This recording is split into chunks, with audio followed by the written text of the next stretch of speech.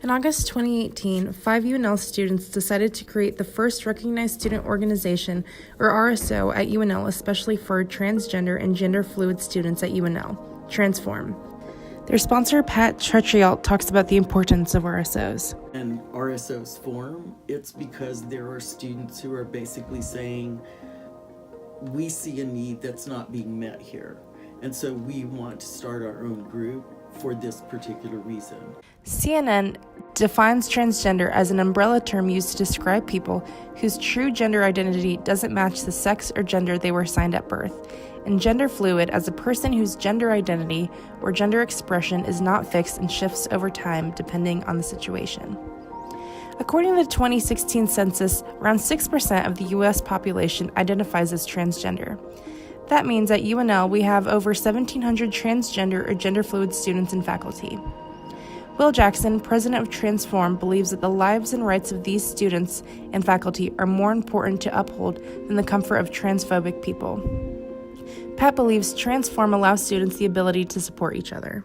Having Transform is specifically for students who want to support and advocate for trans students, which is a really important thing, and it's more specialized, but we have a lot of trans students, whether that's trans men, trans women, gender fluid, genderqueer, non-binary.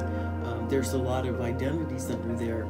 That's a very specific focus. Trans students also face a number of difficulties that they have to account for that other students don't necessarily have to. On average, in the trans community, about 41% of the population have committed suicide or have tried, while in the general population, only about 6% have tried or have committed suicide. Many states still allow workplace discrimination for transgender employees, and most recently, the Trump administration made a controversial suggestion when it comes to redefining gender. The New York Times reported that the Trump administration is considering changing the definition as a biological immutable condition. This process would greatly restrict the rights of transgender students because their gender would be based on what they were born at birth, even though they don't define as that anymore.